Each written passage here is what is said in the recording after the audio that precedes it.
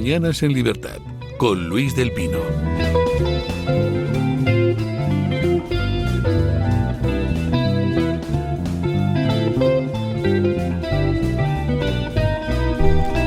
...8:31, 7:31 en las Islas Canarias... ...y empezamos aquí con nuestra tertulia... ...de Mañanas en Libertad. Hoy tenemos... a don Asís Timmermans. ¿Qué tal está usted? Muy buenos días, muy bien. Estoy bien. Para lo que hay... para lo que se nos viene encima, estoy bien. Pues... doña Carmen Álvarez Vela tiene cara de estar todavía mejor que usted. Sí, para mi edad, ahí voy conservándome. No empiece usted así, caramba. Sí, quiero decir que estoy muy bien, muy bien. Buenos días. Bueno, muy buenos días. Bueno, falta don Mario Noya, que se tiene que incorporar a esta mesa de tertulia. Don Mario, es que creo que no le han dicho que tenemos aquí unos platitos de jamón navarretinto. Don Mario, que se los pierde usted.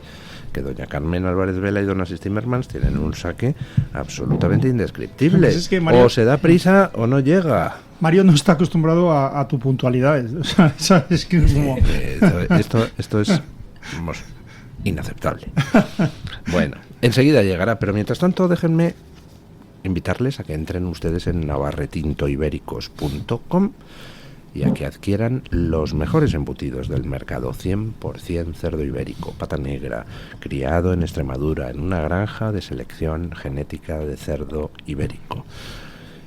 No solo pueden ustedes, entrando en su web, comprar sus productos, sino además, pues adquirir cualquiera de las presentaciones utilísimas de las que disponen. Por ejemplo, pues... van ustedes a ver un partido del mejor equipo del mundo, donde al final, en una remontada épica, pues uno se clasifica para la final de la Champions, yo que sé, cualquier equipo, Madrid, Atleti, Barcelona. Pues ¿qué pueden ustedes hacer en la grada mientras están ahí de los nervios y les entra un poco de gusanillo? Pues tienen el estuche joya de Navarretinto, que tiene su jamoncito, tiene su servilletita, tiene sus picos absolutamente deliciosos de pan para acompañar al jamoncito. Nada de cosas insanas, snacks de esos raros, ¿no? Jamón ibérico, oiga, lo mejor para la salud. navarretintoibéricos.com. Entren y vean sus embutidos y sus presentaciones. Fíjense, ha sido mencionar navarretintoibéricos.com y ha entrado rápidamente don Mario Noya en la tertulia. Me he hecho un Luis del Pino. ¿He sido malo ahí o no? Sí, ha sido usted un poco malo, ¿no? Es una referencia a que ayer tenía la presentación de mi libro de Fernando VII a las 7:30 en el centro riojano. Salí de mi casa a las 6 menos 5 y 50 minutos después solo había logrado recorrer 5 kilómetros porque estaba la A6 completamente colapsada por un accidente o un incendio, yo qué narices sé. El caso es que no nos movíamos y yo veía que pasaban los minutos y decía, ¿a que llego tarde a mi propia presentación del libro? Y llegué tarde a mi propia presentación del libro, llegué con 10 minutos de retraso. Estaba la gente atenta porque decían en Twitter, ¿ha llegado a tiempo o no ha llegado a tiempo? Sí. Y no va todo diciendo, ha vencido a los elementos. Mientras usted estaba en el atasco, yo me leí 100 páginas de su libro. Hombre, muy bien. Eso es que es de fácil Yo me leí lectura. la enciclopedia británica de él. Mientras usted estaba en el atasco. Si así es, eso hay que superarlo siempre. Oye, muy interesante, la presentación, hay que decir. Sí. Bueno. Muy, muy interesante. Y por varias cuestiones, incluso por ti. el centro riojano estaba lleno enseguida. Y estaba lleno y había mucha gente mayor. Y yo lo digo como elogio. Mucha gente va a decir, mira, iban todos viejetes. No, a mí me parece súper interesante un tema como la vida de Fernando VII en un libraco de 700 páginas, y había gente muy mayor que se le veía que estaban haciendo el esfuerzo para acudir allí a saber más del el difamado, ¿no? Y los presentadores estuvieron muy bien. García Francés tuvo todo el arte. Hizo una presentación muy bonita y le tiene usted muy calado, y del Rivero también muy bien. De Rivero se veía que le había apasionado el tema Y quería, pero claro, tiene tantos conocimientos que dice, como me ponga yo aquí a hablar de los 4 difamados de la historia de España, les dan a esto las 10. Y a usted se le veía enfadado, como si Fernando VII viviera. Sí, total. No es verdad, es mentira. Carlos IV era un canalla. Y yo... Estoy a punto de preguntar que dónde se presentaba para votarle. Y luego también tengo que decir que Luis Rivero propuso la trilogía. Le quedan 2 tomos sobre esa época y eso hay que trasladarlo a la audiencia para hacer un poquito de presión. Yo ya le dije luego en una parte que yo voy a hacer como Santiago Segura, que decía, si Torrente 3 recauda €1 más que Torrente 2, saco Torrente 4, ¿no? Pues yo lo mismo. Si el libro de Fernando VII se vende bien, saco Fernando VIII. Perfecto. Bueno, pero lo cierto, o sea, ese va a ser maravilloso. Él abundó 2 veces en la trilogía porque es verdad que hay un momento de la historia de España crucial, sí, que es precisamente cuando a Fernando VII se gana la peor fama, que es el periodo que se ha quedado fuera de este libro, el periodo inmediatamente posterior, ¿no? Y el drama del liberalismo español, que son el tiempo en que gobiernan los liberales y que se producen los fenómenos por todos conocidos. Hay una frase, don Luis, no sé si la tendrá usted documentada, ¿no? El famoso "Vivan las caenas", sí, que se ha dicho siempre en España como sinónimo de servilismo, ¿no? Y de sometimiento del populacho a un gobernante que los desgobierna. Y yo tiendo a pensar que hay otra interpretación más válida aún, ¿no? Que es, bueno, pues si estos son los buenos y son los que nos están robando y son los que están asesinando y son los que han hecho saltar por los aires el orden político y social, que vivan las caenas. Y no sé si, y además esto también es muy español, ¿no? Sí. Que es una respuesta como paradójica que se dijera, y no lo sé, por eso pregunto si se tiene documentado. Porque... No, por ejemplo, hay una imagen que todos tenemos, o que todos teníamos, de Fernando VII, lo de el pueblo arrastrando, desenganchando los caballos de la carroza de Fernando VII y arrastrando ellos mismos la carroza. Fijaros, qué serviles, qué canallas, ¿no? Qué populacho tan arrastrado ante el tirano. Pues resulta que era la costumbre de la época, y eso de desenganchar los caballos de la carroza lo hacía el pueblo con todo el mundo. Con Napoleón en Francia, y proporciono algún ejemplo en el libro. Lo hacía con los propios miembros de la Junta Central de Gobierno en España, es decir, con los que supuestamente gobernaban en ausencia de Fernando VII. También hacía el pueblo lo mismo, porque era la costumbre. Era una manera, pues como ahora puede acompañar la gente al autobús de la selección hasta su hotel, ¿no? Dices, jolín, qué arrastrado, qué serviles. Pues no, es simplemente un homenaje al que está en esos momentos entrando en la ciudad o ta. Pero siempre contra Fernando VII todo se ha utilizado para tratar de presentarle desde el peor de los puntos de vista. Y se han ocultado todas las cosas sobre Fernando VII que podían hacer ver que el personaje podía tener algún aspecto bueno, ¿no? Entonces, por ejemplo, a Fernando VII, el tema de la vuelta de Valencé, que se dice, es que Fernando VII derogó la Constitución de Cádiz que el pueblo se había dado. No es verdad.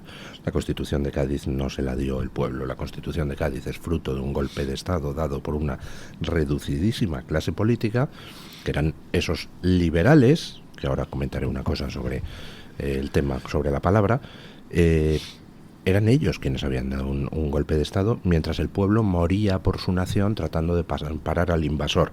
Había una casta política que dice, uy, pues es nuestro momento para sacar adelante nuestras pretendidas reformas. Cuando Fernando VII vuelve en 1814 de Francia, cuando por fin deja de ser prisionero, la gente no solo le recibe al grito de ¡Viva Fernando VII!, la gente le recibe al grito de ¡Viva Fernando VII! Y muera la Constitución. ¿Por qué? Pues porque una reducida clase política se había dedicado a sacar adelante sus planes prescindiendo del pueblo y haciendo cosas tan peculiares como decir, y a partir de mañana todas las plazas de todos los pueblos tienen que cambiar su nombre y llamarse Plaza de la Constitución. ¿Por qué? Porque sí, porque había que tratar de imbuir en el pueblo un entusiasmo por una constitución que a todo el mundo le importaba un soberano bledo. ¿Qué pasó cuando viene Fernando VII? Que en todos los pueblos de España la gente se lanzó a las plazas a destrozar a martillazos el nombre de Plaza de la Constitución que les habían impuesto unos jetas absolutos que lo que se dedicaban era a medrar en el terreno político. Entonces, ese tipo de cosas pues no se cuentan y nos dicen que es que Fernando VII llegó aquí y el muy canalla derroca la Constitución. Hombre, si la puede derrocar viniendo del exilio sin tener ningún contacto en 4 años con España, pues es porque el pueblo masivamente la apoyaba y, ojo, porque todas las potencias extranjeras querían que derrocara la Constitución, porque la Constitución de 1812, que eso pues no se le suele contar a la gente, era el último reducto de la Revolución Francesa. El gobierno inglés, el austríaco, el portugués, el francés, todos querían que Fernando VII derogara aquella Constitución, que era lo último que quedaba de una Revolución Francesa que había sumergido a Europa en un baño de sangre. A ver si recupero el programa de libros, porque tiene esta entrevista para 1 hora. Pero yo ya digo a la gente, una hora, dicen. Una sí, hora no me da tiempo no ni a la introducción. No, yo creo que usted se está vengando. Ha dicho, yo me he leído 100 libros y he escrito uno en 700, le voy a estar Fernando VII a la gente. Pero tengo que decir que además... no es que merezca trilogía, es que hay serie de Netflix aquí y se va a ver cosas, por ejemplo, que nos cuesta mucho ahora entender hoy en día, que tenemos el teléfono móvil y que decimos a nuestro primo de Nueva Zelanda, oye, ¿cómo estás? ¿Qué tal va el día allí? ¿No?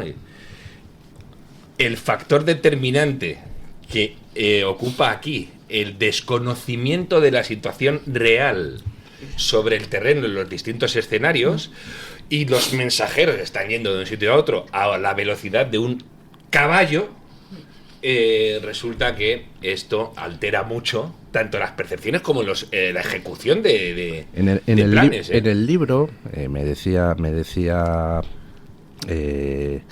don Mario, que es que parece que estuviera allí enfadado, tal. Sí. Es que en el libro yo lo que he querido es poner cronológicamente todo lo que pasó, cada hecho, pum, pum, pum, pum, pum, y tratar de preguntarme por qué cada personaje actúa de la manera en que actúa. ¿Por qué Fernando VII toma tal decisión? ¿Por qué Godoy hace tal cosa? ¿Por qué Carlos IV hace no sé qué? Y para saber por qué actúa como actúa, es imprescindible saber no lo que había pasado hasta ese momento, sino qué sabía él que había pasado hasta ese momento. Claro. Porque claro, lo que usted está diciendo del retardo en las comunicaciones es fundamental.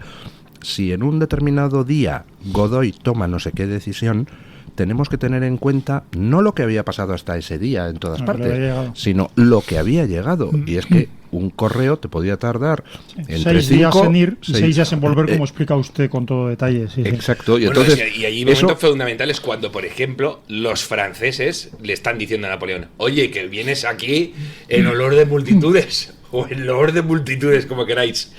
Y según va bajando uno de ellos, se está dando cuenta de que está cambiando el ambiente, porque están viendo que a ver si nos estamos equivocando con la acogida que estamos dando a esto si no vienen a ayudar.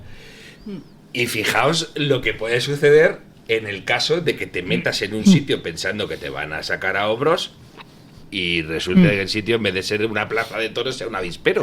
Y te estás metiendo en el avispero. Como un Pedro Sánchez cualquiera. Exacto. Y ¿sabe otra cosa, don Luis, que me ha recordado usted? A Pío Moa, cuando empieza sus libros sobre la guerra civil, etcétera. Pío Moa lo dice en uno de sus libros, dice, yo empecé por mero oportunismo. No tenía un duro. Si don Pío me está oyendo y lo estoy contando mal, que me corrija. Yo no tengo un duro. Empiezo a documentarme sobre un libro de la guerra civil porque hay un aniversario enseguida. Y digo, pues voy a ver y se lo coloco a alguien. Y dice, y me meto en los archivos de la Fundación Pablo. Es cuando se meten los archivos de los buenos. Y dice, madre, ¿qué es esto? El PSOE llamando a la guerra civil. Y dice, y entonces me encuentro con que tengo que escribir otro libro radicalmente distinto del que yo pensaba. Y además lo está escribiendo un tipo que sigue siendo de izquierdas en aquel momento. De todas maneras, y usted, cuando ha contado lo que ha contado usted varias veces, ¿no? Dice, bueno, voy a ver, me han contado que este era más malo que el demonio. Voy a equilibrar, y de repente va usted avanzando. No, yo no, mi idea no era hacer un libro diciendo Fernando VII era estupendo, no, mi idea era hacer un libro equilibrando un poco la figura, porque yo he crecido con la imagen de que Fernando VII era la hez de la hez, lo peor, todos los defectos eran de Fernando VII, todas las cortes de Cádiz eran la cosa más maravillosa del mundo. Y entonces, pues, viendo que Fernando VII fue capaz de derrotar a todos y de morir adorado por su pueblo, pues hombre, dije, alguna virtud tendría que tener. Y entonces mi intención al empezar el libro era tratar de hacer algo equilibrado, pero a medida que me voy metiendo en las fuentes primarias digo, pero si esto que nos han contado de Fernando VII es mentira, si esto otro es mentira, si esto otro es mentira. Y al final resulta que todo lo que nos han contado sobre Fernando VII en el periodo entre 1807 y 1814 es una completa falsedad. Yo quería decir dos cosas en este programa de libros que estamos haciendo. No, uno que o sea, el libro es una cosa curiosa porque es muy ameno, es en primera persona, es el propio Fernando VII el que habla, y entonces hay una cosa curiosa, que es que la portada es un lienzo del rostro de Fernando VII, ¿no? Ese rostro que siempre hemos visto feo y antipático. Entonces, según vas leyendo el libro, vuelves a la portada y de repente te parece como un poquito menos feo y un poquito más majo. Bueno, y luego, además de una forma muy, muy amena, porque él va diciendo todo lo que sucede, porque es un Fernando VII que se presenta ante el Tribunal de la Historia y él mismo va consultando archivos, pero no es que consulte archivos, sino que dice las cosas según han ido ocurriendo. Y claro, no hace falta hacerlo, pero hay una llamada una llamada o una nota, y la nota, esté donde esté, porque yo no me dedico a leer notas hasta el final del libro, es el documento, la carta, etcétera, donde se soporta lo que está diciendo Fernando VII de una forma muy, muy, muy, muy, muy, muy amena. Y luego, otra cosa, la segunda y última, antes de que Mario Noya haga su programa de libros. Perdón. Que yo hable, quiero decir hola. Buenos días. No, pero es que luego incluso no hablas y te dan el premio a la que más chocolatea. Bueno, hace poco, creo que ayer o antes de ayer, creo que se ha presentado, se ha amenazado con presentar una demanda o una querella, o no sé muy bien qué, creo que una querella, porque alguien ha dicho que el Partido Socialista Obrero Español era una organización criminal, o que tenía una historia criminal. Gallardo. García Gallardo. Sí, bien. Bueno, pero recuerdo, por cierto, hay un libro que se llama Historia Criminal del Partido Socialista Obrero Español, y hay otros libros que la ilustran, y por cierto, las Juventudes Socialistas Unificadas, por ejemplo, que creó Santiago Carrillo con las Juventudes Comunistas y Socialistas, era un grupo terrorista, fundamentalmente. Pero lo que quiero decir es que, mutatis mutandis, es que decir lo que usted está diciendo de Fernando VII, que me parece un debate interesantísimo, yo creo que matizable, incluso voy intentando ver en el libro diciendo, a ver por dónde puedo coger a Luis pues me del parece Pino. Muy bien, es lo que tiene usted que hacer. Lo que pasa es que yo no soy, o sea, prefiero que lo haga alguien con más enjundia, pero quiero decir que me parece un debate apasionante, ¿no? Y me parece que trasladar ese debate antes o después a la historia verdadera, es que tenemos un Partido Socialista Obrero Español que tiene raíces criminales, y que tiene, por lo tanto, unas tendencias criminales mayores cuanto más reivindica su historia criminal, y menores cuanto más decide evolucionar. Entonces, lo que usted está haciendo, yo les diría a ustedes que compren el libro de Luis del Pino, y es más, en esta ocasión que lo lean. Sí, me parece de verdad. Yo, una cosa que me indigna mucho, ahora le doy la palabra a doña Carmen, pero hay una cosa que me indigna mucho, que es cuando la gente dice, Sánchez es el mayor felón desde Fernando VII. No, por favor, no me comparen al pobre Fernando VII con Sánchez.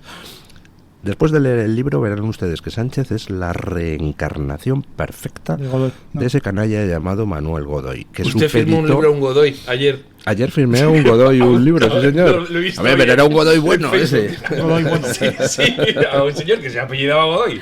Ay. Sí. Bueno, yo quería decir dos cosas. Una, que me sorprende que ahora mismo el revisionismo histórico se ve mal. Hay mucha gente que dice, estos revisionistas. Digo, vale, es cierto, no se estudie más, no se documente uno más, aunque tengamos más medios, aunque siempre haya archivos sin abrir y siempre existan archivos sin investigar. Por favor, no se toque la historia solo y cuando nosotros digamos en qué faceta se pueden retocar la historia. Entonces, me sorprende esta burricie, porque es que no es otra manera más que burricie de decir, no me revisen en nada, porque lo dicho hasta ahora es lo que hay que tener, y lo que no está de acuerdo conmigo se quita. Y luego, por otro lado, esto lo he hablado con don Luis, que tenemos la entrevista pendiente para la Gaceta, que cuando él sacó el libro, antes de sacarlo, yo me puse a repasar biografías de Fernando VII. Y entonces quise verlo, las que tenía. Quise tratar de verlo ya de manera diferente. Y es cierto que viéndolo de manera diferente, con las biografías clásicas que tenemos, dices, ¿por qué Fernando VII tenía tan malísima fama? Y su padre, Carlos IV, que fue terrorífico, ¿no se hace apenas mención de él? O sea, esa es otra cosa bastante... porque Godoy era quien era, pero Carlos IV... Carlos IV era lo peor de lo peor. Era lo peor, y se ven las cartas, y en el trato con el hijo, y en el trato, y cómo vende y cómo mercadea con España, y cómo le permite a Godoy absolutamente todo, ¿no? Y su relación con Napoleón. Entonces ya, simplemente, si usted mira una biografía clásica, ya le invitamos a verlo desde otro punto de vista. Y luego ya, pues cuando tenga más avanzado su libro, que es que he tenido ahora un trabajo también bastante largo, pues seguiré. Pero sí, sí al revisionismo, sí al estudio y sí a más investigación de fuentes. Ha dicho usted algo interesantísimo, que es que si uno se coge, o sea, si uno de repente dice, anda, que hay alguien diciendo que Fernando VII no fue tan malo o que fue bueno. Si uno de repente se plantea eso como posibilidad y se va a las biografías que ya existen de Fernando VII, las que tenía en mi casa, se leen de otra manera. Claro, exactamente. Porque la realidad es que, por ejemplo, ¿quién es el mejor biógrafo de Fernando VII que hay actualmente? Pues Emilio La Parra, que tiene una biografía de Fernando VII enormemente completa y otra de Godoy. Entonces, tú te vas a la biografía de Fernando VII de Emilio La Parra y a los artículos escritos por Emilio La Parra sobre Fernando VII y te das cuenta de una cosa. Pues hombre, que hay un antifernandismo bastante marcado, pero que al mismo tiempo, pues como se ha metido en las investigaciones a fondo, pues dice, bueno, la verdad es que Fernando VII... hay que reconocer que con su familia era un hombre extremadamente cariñoso, extremadamente cercano, que era un hombre muy familiar, muy lejos de esas imágenes tan raras que nos han vendido. Y, hombre, pues hay que reconocer que efectivamente los liberales de Cádiz, si hubieran tenido un poquito más de humildad y hubieran recibido a Fernando VII de otra manera cuando vuelve de Francia, quizá hubiéramos podido llegar, como pasó en Francia, a que se hiciera una constitución, una carta otorgada, pactada, con ciertas libertades, patatín patatán. Es decir, incluso los propios historiadores que parten del antifernandismo, cuando van a los documentos, no tienen más remedio que reconocer que, hombre, no todo era malo en Fernando VII. ¿Sabéis una cosa que es alucinante y es de conducta humana? Y pues es esta, mira. Tú reúnes a 10 españoles en una sala y te opinan de 12 maneras distintas sobre la actualidad política, pero sin embargo sobre la historia tenemos que tener un relato establecido. Sí, exacto. Pues tiene usted razón, claro, sí, efectivamente. Incluso sobre la historia reciente que hemos vivido nosotros. No, yo no he vivivido eso, yo he vivido otra cosa, es que es lo que nos están imponiendo. Entonces, aquí va a pasar, es decir, tú vas a poder interpretar y luego hay cuestiones que son muy interesantes también. Por ejemplo, hay muchísimos patriotas de cualquier país, el país es la leche, tal, y miran hacia el pasado y les cuesta encontrar una actuación mala. Y tú dices, pensando ahora, dices, bueno, entonces dentro de 50 años vamos a decir que Pedro Sánchez era un magnífico gobernante. ¿Como era español? No. Pero el problema es, la clave es hacer lo que dice Asís, dice, bueno, voy a ver, voy a encontrar herramientas para el debate aquí, a ver qué ha sucedido. Porque otra cuestión que se desprende del libro y que es descorazonadora es la impunidad con que se manejaban los gobernantes en España, incluidos en primer lugar los reyes, cuando ves cómo juegan con territorios, vidas, haciendas, con absoluta indiferencia muchas veces, y dices, este sistema no podía terminar bien, y lo lógico es que hubiera procesos revolucionarios que salieran regular, etcétera, ¿no? Por ejemplo, Luis, aquí usted está diciendo, si los revolucionarios hubieran sido más, claro, si estamos diciendo que ha costado 200 años tener toda la documentación al alcance de todo el mundo, imagínese en aquel entonces las herramientas que tiene uno para diferenciar al padre del hijo en unos modos de gobernar. Usted está diciendo además aquí cosas de, Godoy no fue amante de la reina. Y usted además pone la mano en el fuego y tal, que ahí sí usted muy arriesgado. No, yo Pero, pongo la mano en el fuego. No, yo digo que después de haber leído todas las cartas que intercambiaron Godoy, Carlos IV y la reina, yo leo esas cartas y en ninguna de ellas veo ni el más mínimo indicio para ser amante de, madre mía, ¿no? Hombre, siempre se hace un hueco. No te creas. Es que además me parece injusto. Esa mujer. Sí, 20 y tantos. Que me ponga malo. Me puse malo solo de cuando iba leyendo. Digo, también no todos podían ser de ella. Eso también, no, yo estoy haciendo ella sí, de abogado seguro. de Vamos a ver. Yo lo siento, pero todo eso son ganas de volcar sobre la mujer las responsabilidades. No, es que ella era casquivana, no, es que ella estaba acostándose con Godoy. No, que el malo era su marido, que era un perfecto canalla. Su mujer era idiota, era vanidosa, era entremetida, el propio Fernando VII, que es el que habla en el libro, insiste desde el principio en que dice, es que yo siempre he pensado que la mala, o la que me malmetía, era la reina, mi madre, a mi padre, ¿no? Y mi padre era una víctima de los tejemanejes entre la reina y Godoy, y qué error el mío, porque me fui dando cuenta de que mi padre, Carlos IV, era perfecto conocedor de todo. El que intenta salir adelante en un terreno tan enmarañado por las circunstancias políticas y de todo tipo es precisamente Fernando VII, que es el que dice, si es que son mis padres, pero vaya panda, e intenta navegar ahí sin tener que pisar una cabeza de más, mientras que los padres era todo lo contrario. Van a saco contra él. Sí. Caiga quien caiga. Y los padres, la madre pide a Napoleón que ejecute a su hijo, pero es que antes quería que se sacaran de en medio a la mujer del hijo. Sí, no, es decir, espectacular. Sí, como padres desde luego no eran, no celebraban ni el Día del Padre ni de la Madre. No creo que hicieran dibujos, collares de macarrones, no creo. Ha dicho algo, don Luis, que me parece muy interesante, y es la alusión a la Revolución Francesa.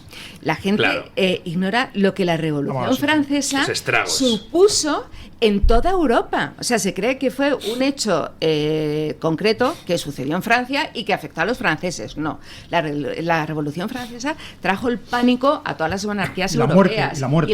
Sí, pero a nivel internacional a todas las monarquías europeas. De hecho, España entra en guerra con Francia durante la Revolución. Entonces, claro, si te pones en ese contexto, tienes que darte cuenta de decir, es que tengo aquí unos señores, unos liberales, que no sé si me están trayendo eso.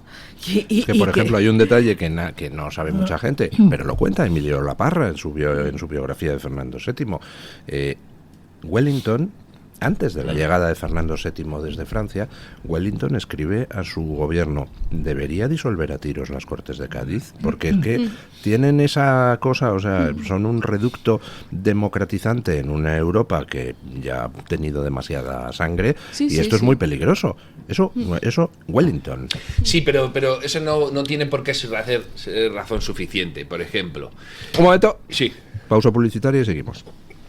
Tu voz, tu libertad, tu radio. Radio Libertad. Comienza tus mañanas en libertad. Radio Libertad.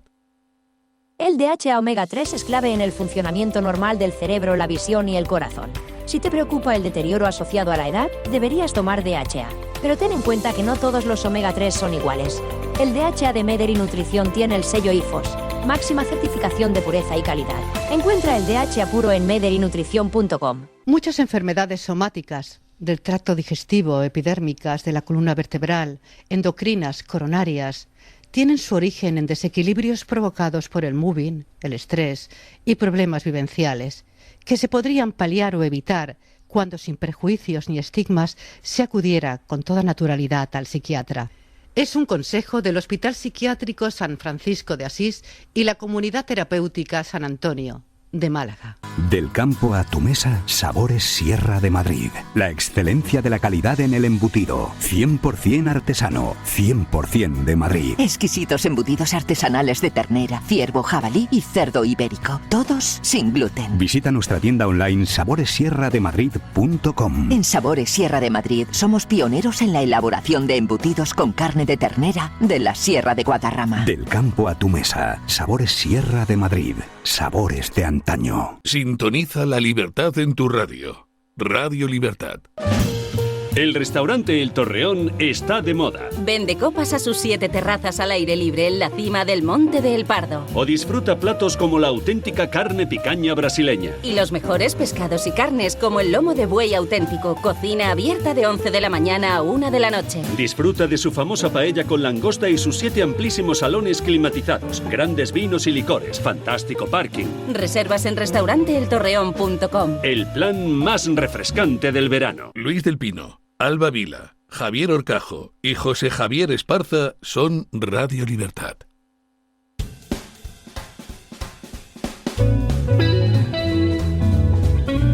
Mañanas en Libertad, con Luis del Pino.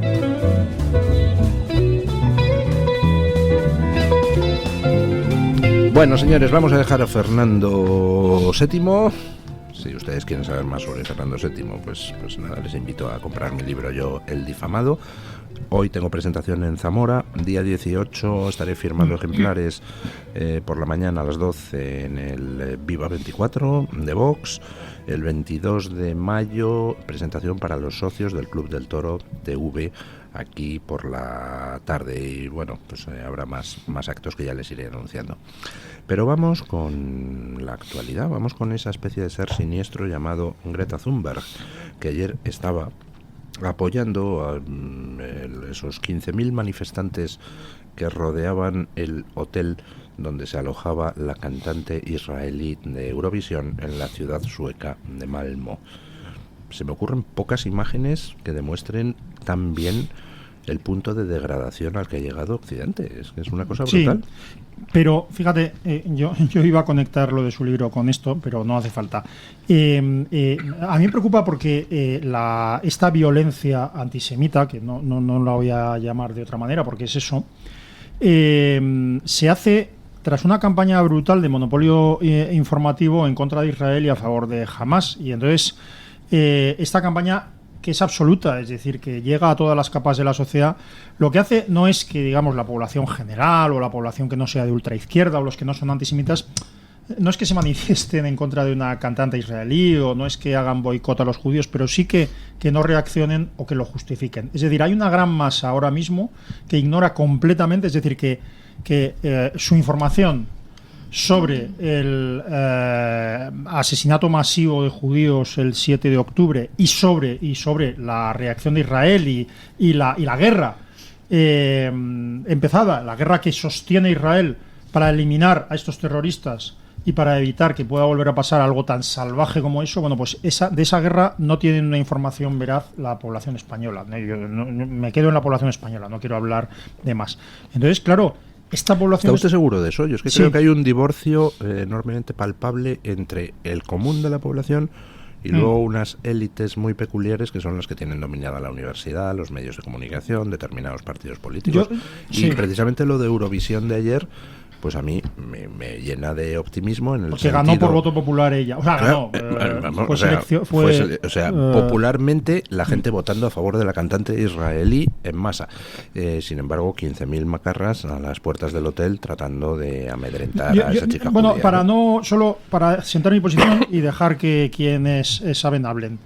Creo que el antisemitismo no se ha extendido o no impera en la sociedad española, pero creo que la base fáctica, es decir, la realidad de los hechos, es decir, tú hablas con gente de derechas y cuando alguien dice, no, claro, es que lo que hay que hacer es la realidad de los dos estados, la ignorancia absoluta sobre que precisamente la solución de los dos estados es algo que propone la ONU en el 48, que Israel acepta y pone en marcha y todos los demás países árabes boicotean y así durante 70 años, hay una ignorancia muy grande sobre lo que está haciendo Israel hoy en día en Gaza. Es decir, incluso tú dices, no, claro, porque territorios ocupados, cuando tú dices, en Gaza no hay un solo judío desde hace 20 años. Pero no solo no hay un solo judío, ni siquiera hay un muerto judío, no hay un cadáver judío, porque se llevaron los cuerpos porque saben que los profanaban. Pero lo que quiero decir es que la ignorancia sobre los hechos básicos que sostienen la razón, nunca absoluta, pero sí la razón del pueblo de Israel, la ignorancia en la población española, para mí es brutal, y eso es un problema que deberíamos de, no sé, que creo que es importante. A lo mejor no es urgente, pero es importante. Mira, hay muchísima gente pro-israelí que utiliza el término antisemitismo y lo utiliza de la manera en que se utiliza hoy en día, que es, oye, vosotros tratáis al judío de entre las naciones como se trataba antes al judío. Todos sois antisemitas. Barbaridad. Vale. Pero aún así, quiere decir, hay algunos que es como... Que yo quiero incidir que el tener fobia a Israel es igual de repugnante que tener fobia a los judíos. Es que hay gente que es como, no soy antisemita, soy antisionista, como si eso valiera. Que no, sí, que no vale. Yo no tengo fobia a los franceses, tengo fobia a Francia. No, dice, pero, pero es que no vale. ¿Cómo que tienes fobia a Israel? A ver, cuéntamelo despacito. Sobre todo porque parece que tienes un máster en geopolítica y en yo qué sé, relaciones internacionales comparadas, y te sabes la historia de todos los países, la actualidad de todos los países, y dices, este es el que da problemas. Como es que no, pues entonces eres un tipejo repugnante. Me da igual que seas antisemita o no. O sea, ser anti-israelí es de ser un tipejo repugnante. No necesariamente te voy a tener que coser la otra etiqueta. ¿Vale? 1. 2. No he podido en mi vida con los revolucionarios por cuenta ajena. ¡Qué gentuza son! Los luchadores por la libertad, que luchan por la libertad acampando en la uni. En la uni. Venga, tipos, ¿en serio? No sabéis lo que sois. Sois como los de Hamas Madrid, metiéndose con los pijos. ¿Cómo comentaros lo que sois? Vamos a reírnos para no acabar en un juzgado, si se os habla como merecíais, ¿no? Fenómeno Greta Thunberg, por otro lado. Esto dice tanto de Occidente. Greta Thunberg era una niña que tenía un trastorno del espectro autista, creo recordar. Que hayas puesto en el foco a una tipa con todos los problemas que tiene un adolescente con esas condiciones, es para que te retiren la custodia y para muchas otras cosas más. Pero al resto, no tienen perdón, no tienen perdón de lo que hay. Y luego, ya es mayor de edad. ¿Habéis visto la cara de Greta Thunberg? De fanática. Cuidado, que además hay gente que te dice, no, pero fijaos, esta chica... ¿Qué? ¿Esta chica qué? ¿Esta chica qué? Qué comprometida, que parece... No, y que sobre todo es que tiene una cara de que esta no hace cálculos reales. Que a lo mejor le dices, que no lo sé, pero en la cara que pone, ese fanatismo que transmite de si tienen que morir 6 millones de israelíes para que la paz y el medio ambiente salgan adelante, lo mismo no pestañea. Pero ¿cómo se os ocurre poner de referente a alguien que de hecho ha hecho mucho daño a los que necesitan referentes? Esta chica, cuando hacía sus huelgas por el clima, dejaba una plaza. Creo recordar que esta chica iba a un colegio de educación especial o que ocupaba una plaza de educación especial. Es que yo me pongo en la piel de los padres de niños en esas circunstancias que no han tenido los recursos de Greta Thunberg y me pongo malo. Y tú encima les has dicho, no, si aquí lo importante, ponlo en el foco. Pon a un niño con un trastorno de este tipo en el foco mediático. Y veréis que bien os va. Cuando le quiten el foco mediático, ¿ha pensado alguien cómo se le va a quedar a esta mujer la vida? Que por otro lado no me da ninguna pena porque hace daño con sus acciones, ¿no? Doña Carmen. Es un juguete roto totalmente. Yo respecto al tema judío y la gente que está protestando ahora, quiero decir en primer lugar, La gente que está protestando ahora no está protestando porque esté intoxicada por una información, que por supuesto que lo está, de genocidio sobre los palestinos, etcétera, etcétera. La gente que está protestando ahora, el día 8 de octubre, estaba en las redes diciendo Palestina libre, porque yo lo vi. O sea, el 8 de octubre, después, o sea, cuando habíamos visto la mitad de las imágenes que hemos podido ver después, y nunca las veremos todas. Cuando habíamos visto a mujeres arrastradas semidesnudas o desnudas en una camioneta mientras muchísima población civil se abalanzaba a aplaudir, a vitorear a esos animales, y perdón por los animales, esa gente es la que está protestando ahora. Es decir, nunca les ha importado los 1.200 asesinatos de esa noche, junto con todas las crueldades terroríficas que se produjeron. De los que estamos en esta mesa, no sé si todos, Mario, no sé si tú has visto las imágenes que la Embajada de Israel puso a disposición de los periodistas, ese vídeo de 45 minutos, no editado, simplemente con las imágenes que grababan los propios terroristas entrando en los kibutz, entrando y sacando a la gente de los coches arrastrados en el Festival por la Paz. Es decir, gente que no quería hacer nada y que arrasaron con cientos de jóvenes destrozados. Bueno, pues eso, esta gente al día siguiente lo estaba editoreando, al otro también, y hubiera hecho lo que hubiera hecho Israel, les habría parecido bien. Pero ahora hay que saber una cosa. Israel tiene una cosa que hacer y es inevitable. Israel, para sobrevivir y para defender a su población, tiene que terminar con Hamás. Y esto no significa arrasar con toda la población palestina, porque precisamente es Hamás los que utilizan a su propia población para ser escudos humanos y para la propaganda que se les da maravillosamente bien. No en vano también está siendo apoyado por muchísimos medios que dame porquería, iba a decir una palabra fea, dame porquería que la voy a publicar. Israel, para vivir en paz, no tiene otra solución que acabar con Hamás. Porque una tregua, porque además están ahora con lo del alto el fuego. ¿Alguien ha comentado, Hamás se compromete a devolver a los 120, 130 secuestrados que todavía tienen?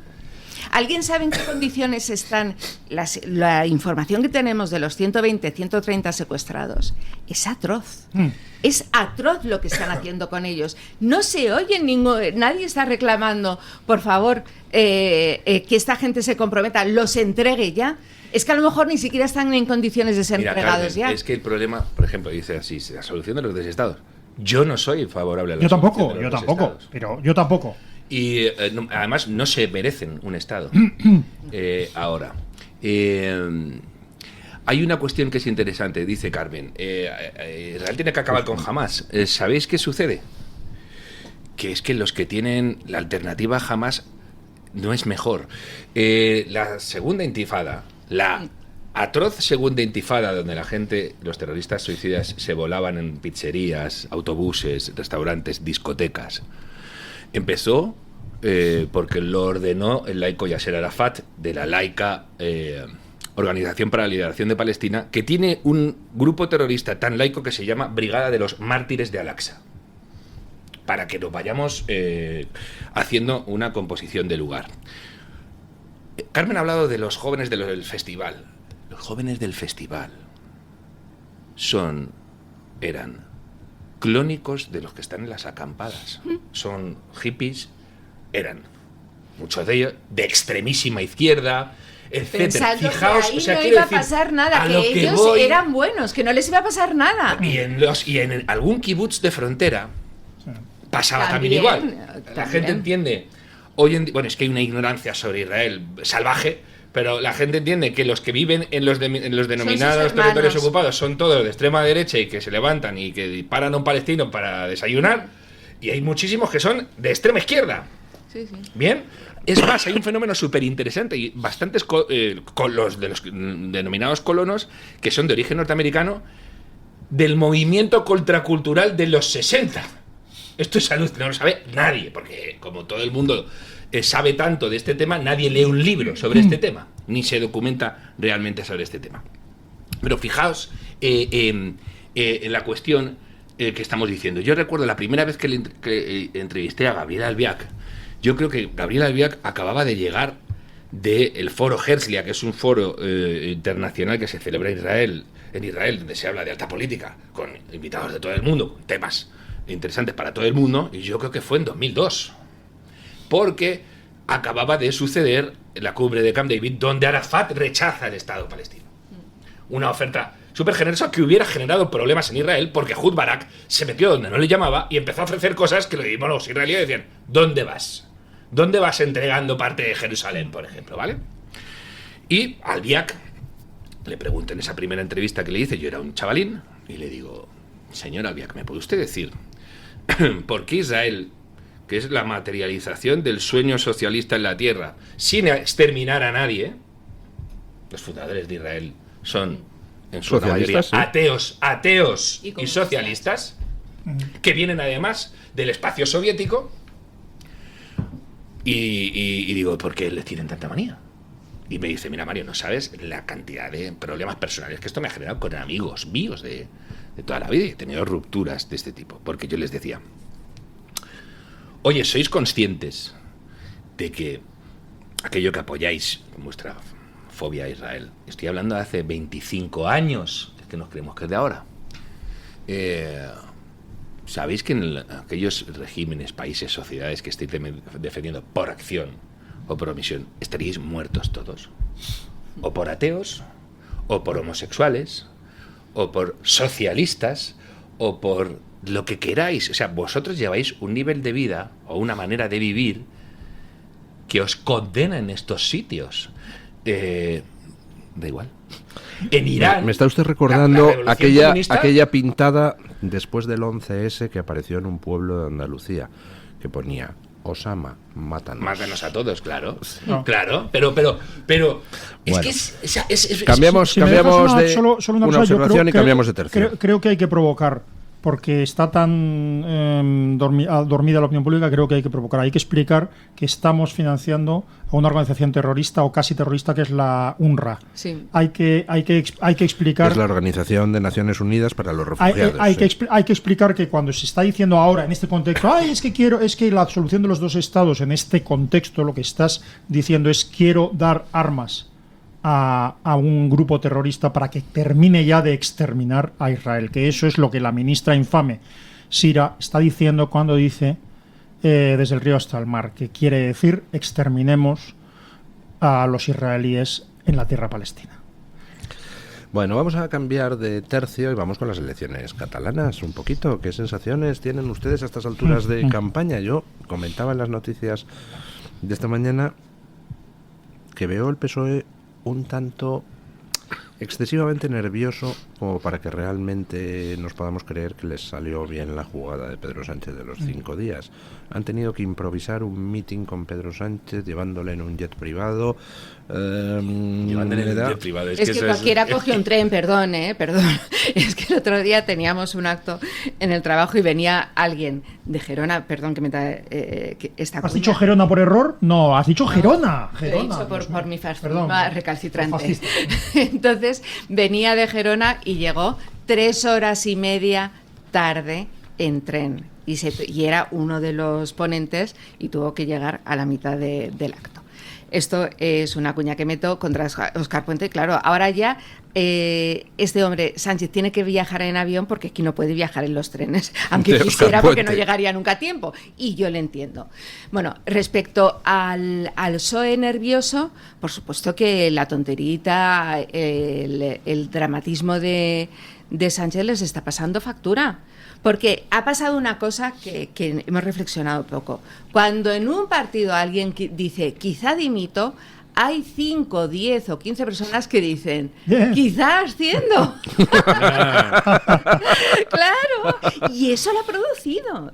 De hecho, Óscar Puente, que el del Amo, estaba diciendo en una de las declaraciones, dijo, después de él todo va a ser diferente. Es que ya hay una conexión, las neuronas cogen y dicen, esta etapa se acaba y ahora puedo entrar yo. Y más cuando se le estaba sugiriendo. Lo mismo pasa con María Jesús Montero, que tuvo que salir ahí a la calle toda histérica a ponerse como un mono a decir, vamos a ganar. Bueno, entonces, esto también se traslada a Cataluña.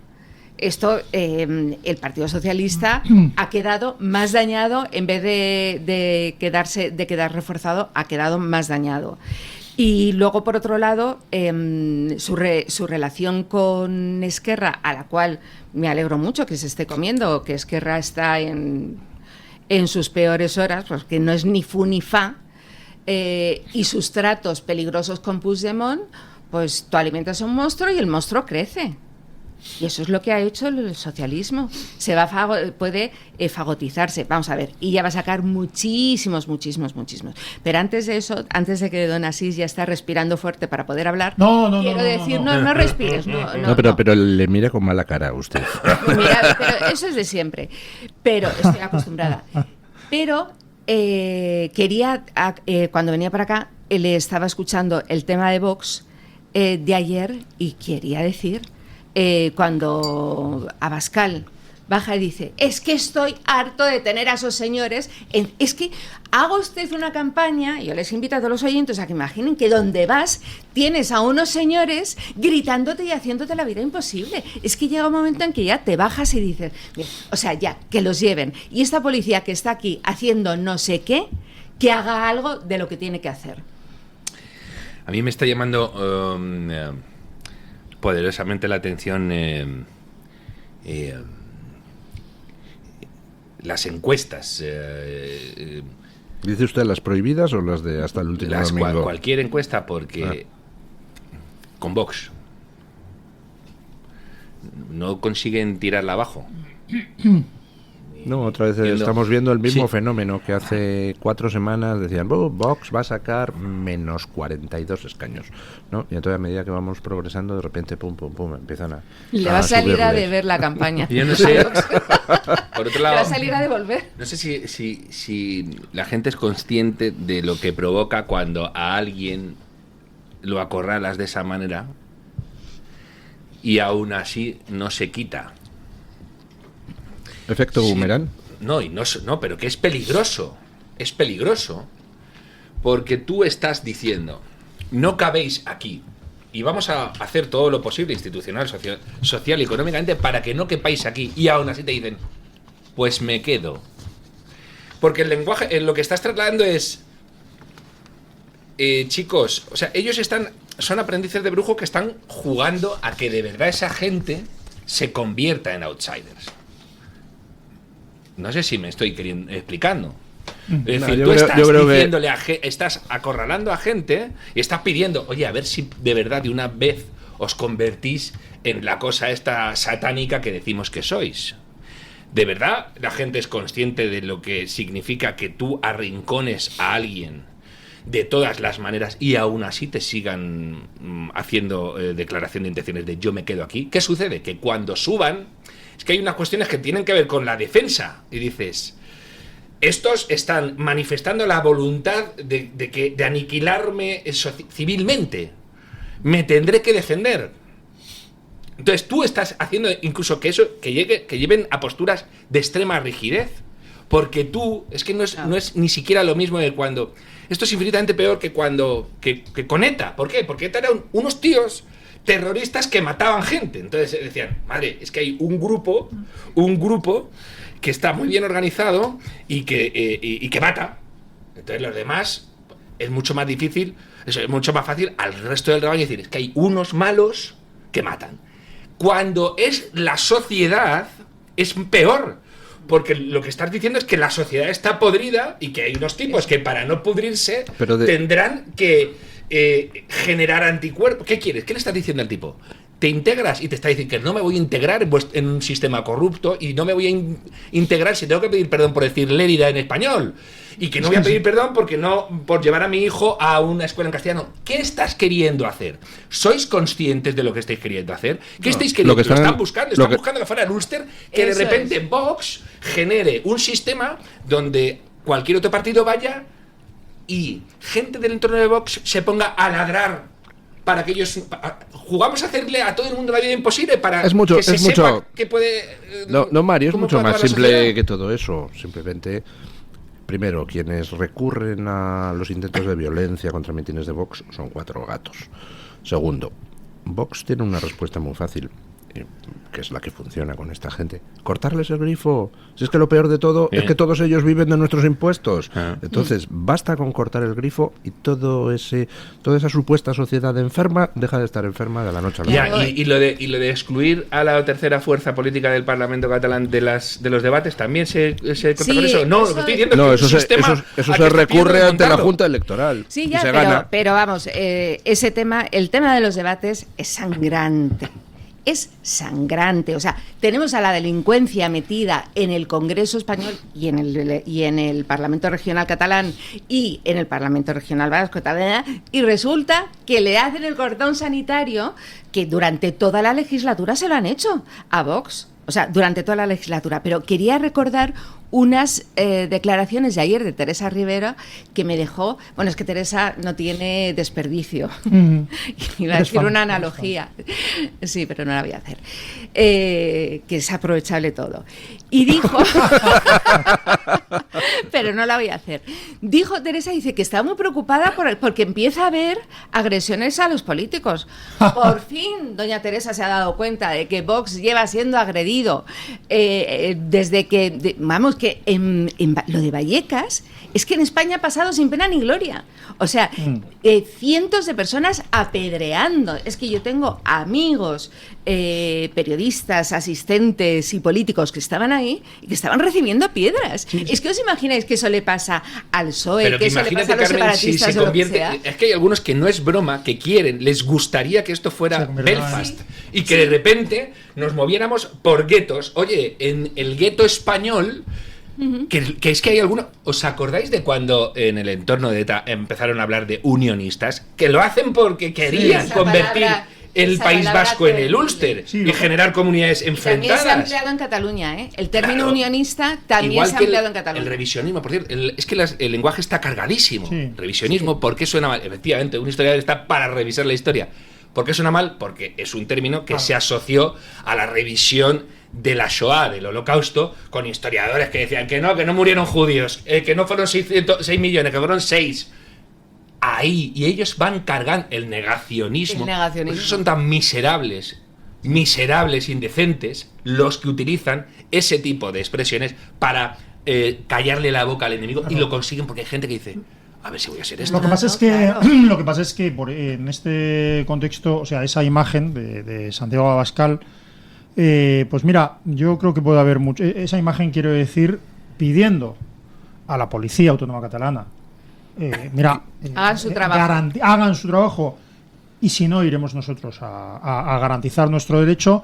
Yo entiendo que hay gente a la que le pueda parecer mal esto, pero lo que quiero decir es que yo me quedo con lo primero, es decir, las fuerzas del orden. Cuando me refiero a las fuerzas del orden, quiero decir las personas que operan en la legalidad, entre los que está, no solo por supuesto, Vox y otros partidos políticos.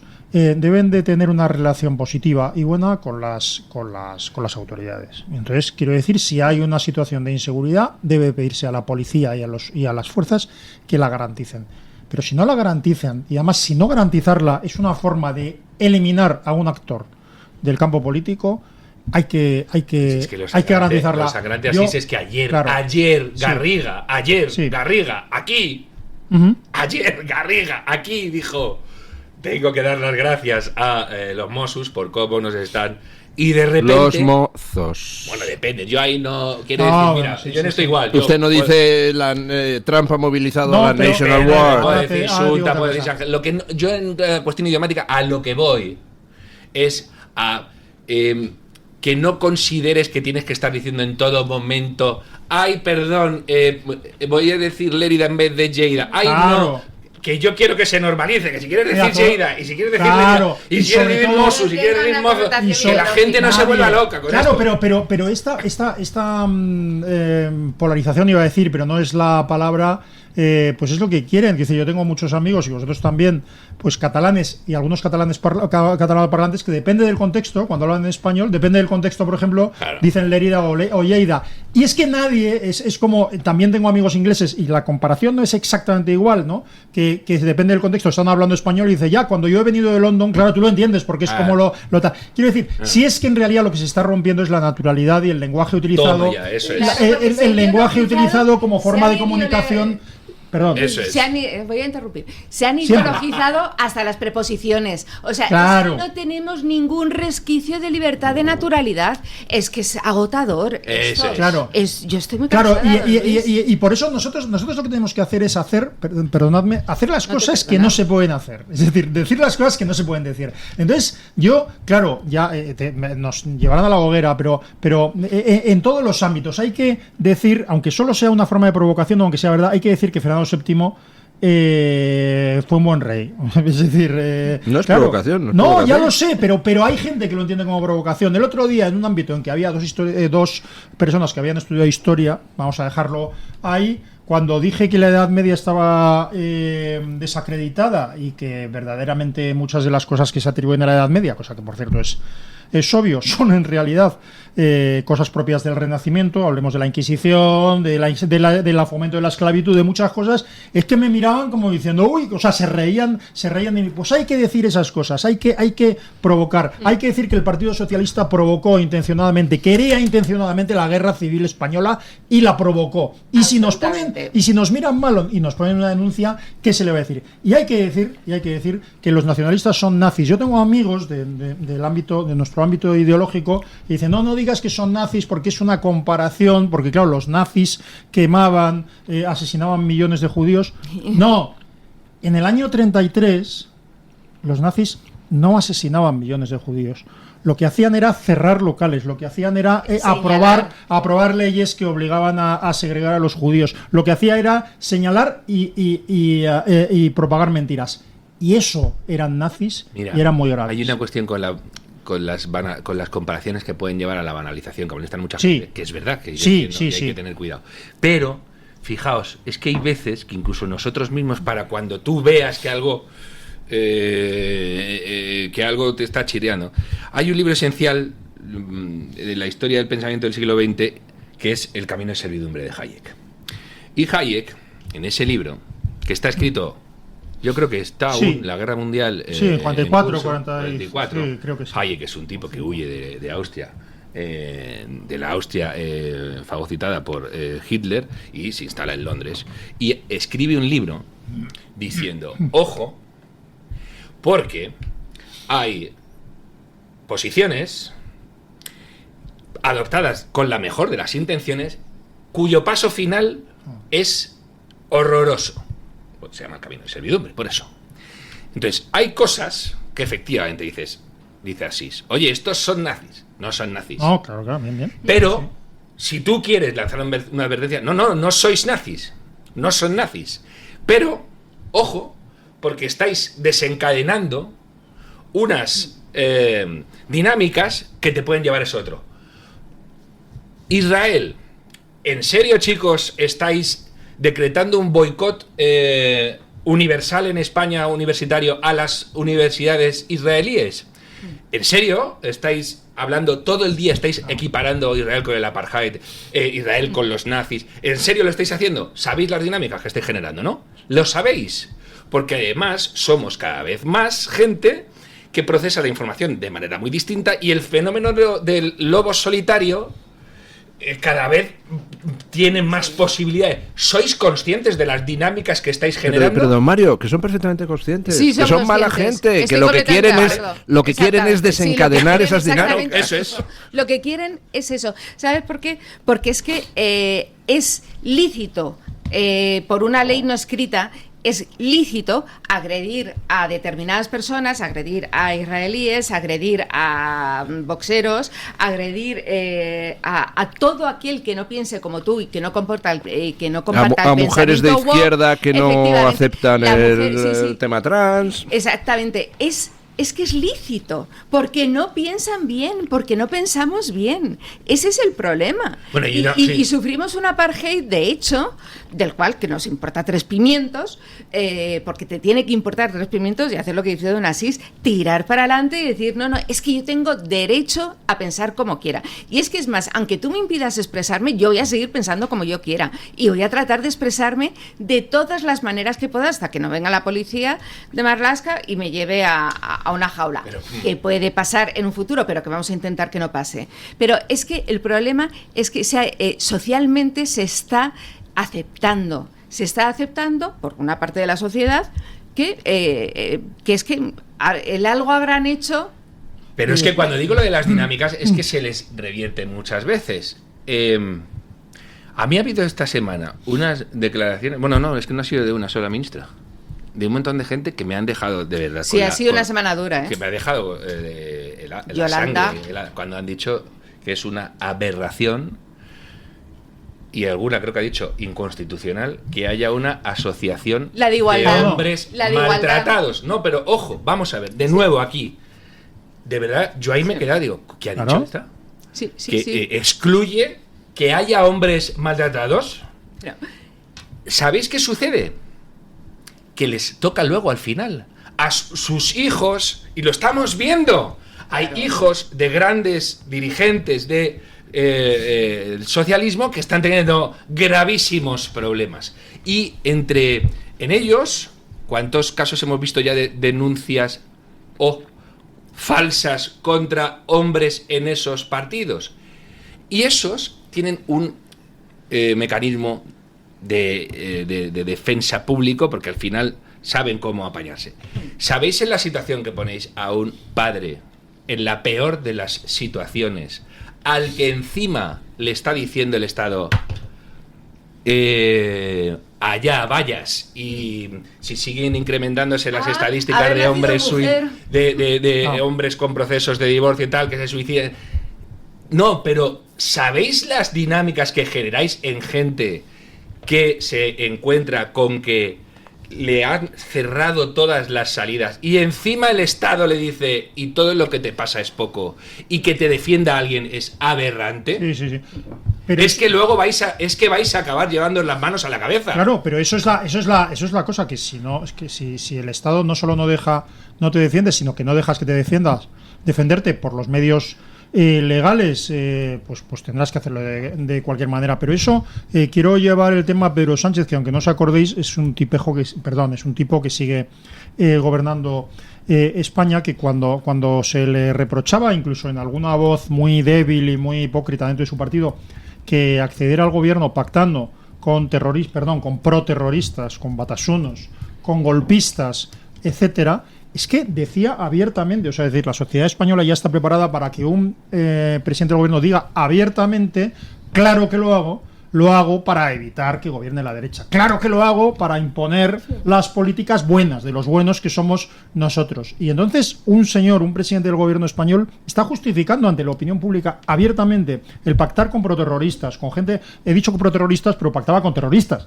Porque algunos están condenados porque están en las listas. Claro, porque estaba pactando con personas, y no solo estoy hablando de Arnaldo Otegi, que se ha condenado por terrorismo, por ser dirigente de ETA, el número 2, por cierto, de ETA, sino estaba pactando con un partido que, por ejemplo, en las últimas elecciones municipales tuvo a 9 asesinos y a 40 y tantos terroristas en sus listas. Pero lo que quiero decir es que lo terrible es que un presidente del gobierno de un partido que debería ser el Partido Socialdemócrata, el partido de centro izquierda de la democracia española, está abiertamente diciendo sí, cualquier cosa, incluido pactar con asesinos o con golpistas, es mejor que a que gobierne la derecha.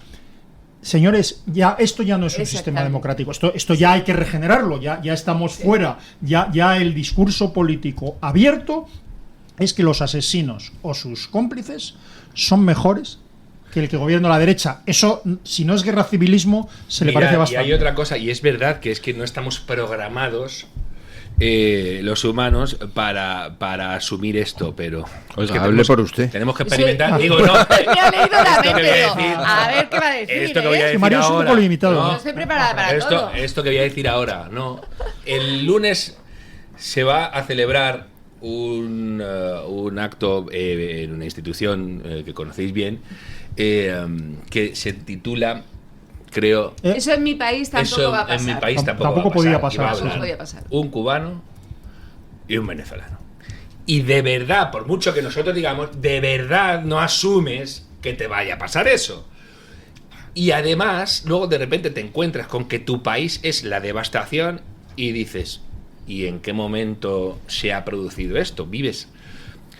¿No conocéis gente que vive en una casa en ruinas? Una casa buenísima. ¿Y qué ha pasado? Pues no ha pasado nada en un sentido... No ha habido un día, sino que a ti te han marinado y has acabado asumiendo que se puede vivir perfectamente en una casa donde te comen las ratas. Porque además dices... Mira, fíjate, si además, si les das, te llaman y te dicen, hola, dan ¿qué vidilla tal? la Dame casa. un poco de... Claro.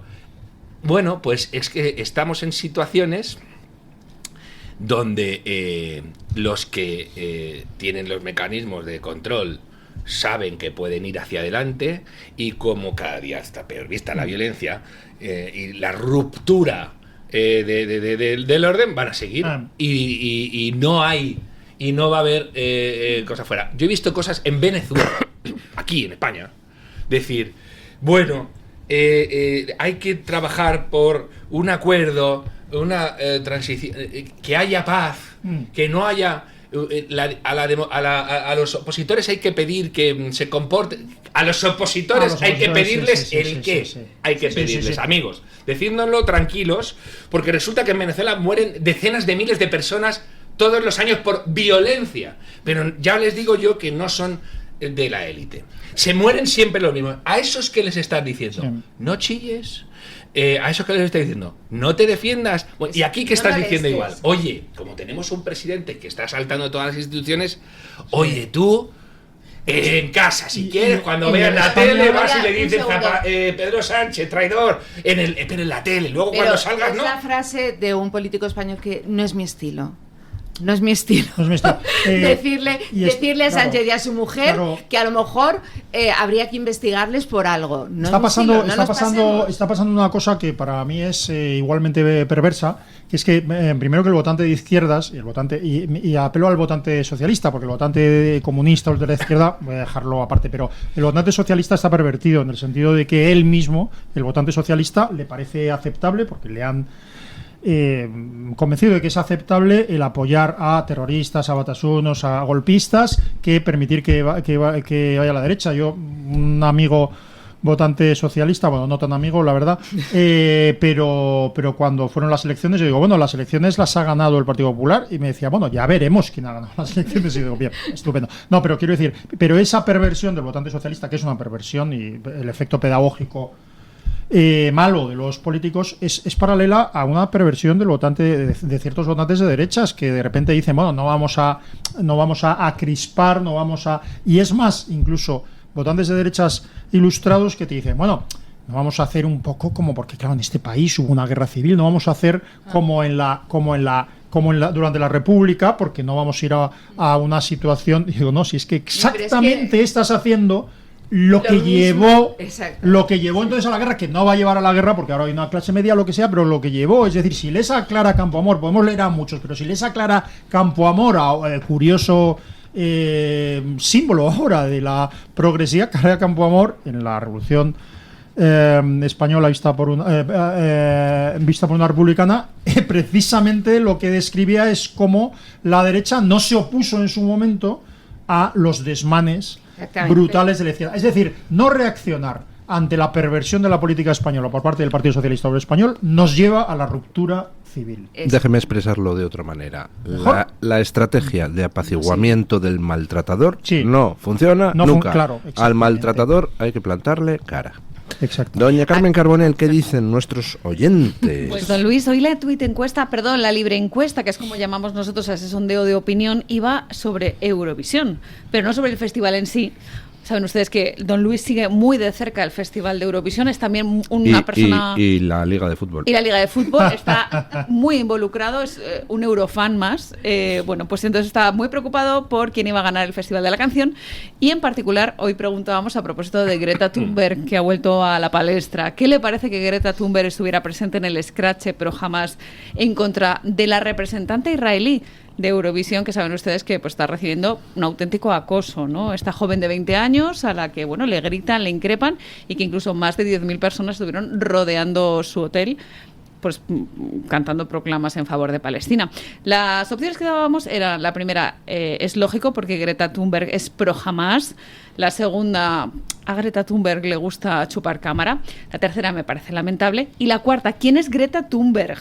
Bueno, hasta el momento va ganando la primera opción, la de lógico, porque Greta Thunberg es pro Hamas, con un 35% de los apoyos. La segunda opción más votada es la de que le gusta chupar cámara. Esto que algo ya sospechábamos, ¿no? La tercera es la de quién es Greta Thunberg, que yo no sé si es una respuesta troll o realmente a estas alturas de la vida habrá personas que no conozcan a Greta Thunberg, que también puede ser. Y hay un 19% que le parece lamentable. Voy con comentarios, don Luis. El primero de todo, del chat de Radio Libertad en YouTube. Ha aparecido el Godoy bueno, Rafael Godoy.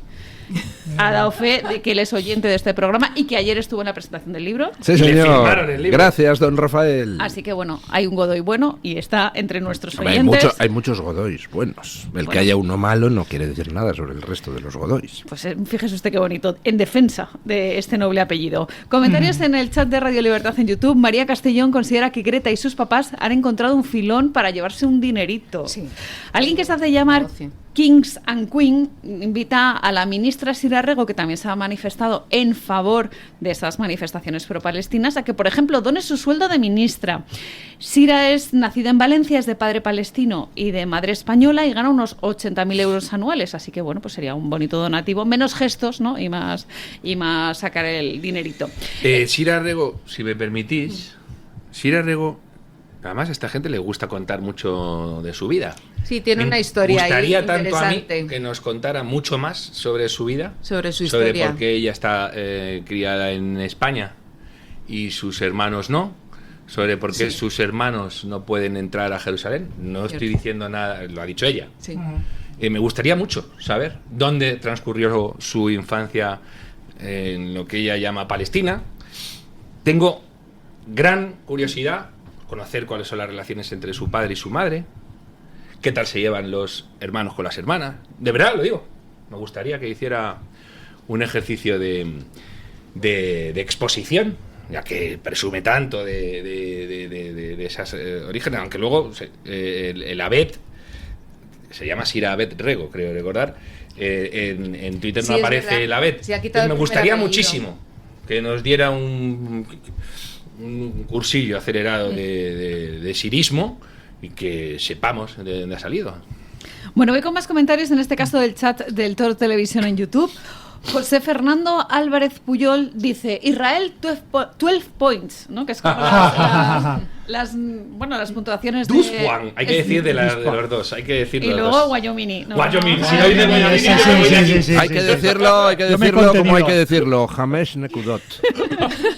En hebreo. Claro. Bueno, pues esto es lo Son que... 5 puntos en hebreo. No, hombre, pero démosle 12, que es la puntuación Es que no sé cómo se dice 12 en hebreo. Vale. Solo sé decir 5. Hamesh. Así que le damos 5. Vale, vamos a pedir el comodín del público. Si alguien sabe cómo se dice 12, Israel 12 puntos. Sospecho que José Fernando Álvarez Puyol es un eurofan, porque además nos ha dicho que Israel va bien posicionada dentro de los votos de la gente que entiende, ¿no?, de música más allá de la política. Y añade que en el caso de Greta Thunberg quizás sea una niña manipulada, ¿no? Que quizás pues estén utilizando a esta niña. José Sánchez considera que Greta Thunberg es un producto de marketing, que también puede Tiene ser, muchísimo, ¿no? o incluso un 99% a lo mejor. En Twitter, Marite Rodríguez dice, las 3 primeras opciones de la libre encuesta pueden resumirse en una única respuesta. Es lamentable, pero es lógico porque espero jamás. Y además le gusta chupar cámara a Greta Thunberg. Y termino con un comentario de Julio Bienvenido Cárdenas Tiscar. Dice, no quiero criticar a una joven con problemas mentales. Acuérdense ustedes que se dijo que ella tenía síndrome de Asperger, que además es un síndrome que se caracteriza por hacer que se obsesionen con determinados temas, que puede ser el caso del medio ambiente, del cambio climático, que ella decía que era una cosa inminente y que bueno, pues... Eso, si me permite el comentario, se han cargado todo, incluyendo el Festival de Eurovisión.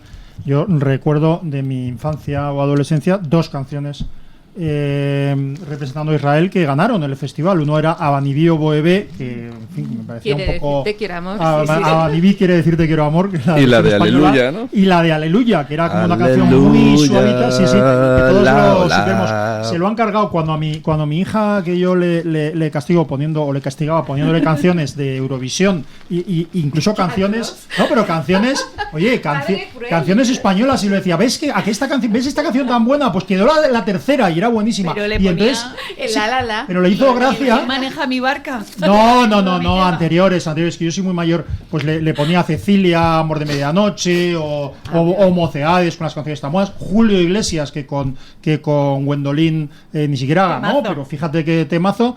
Y entonces, claro, mi hija se sorprendía y decía, ya, vaya, o sea que Eurovisión antes consistía en llevar canciones buenas.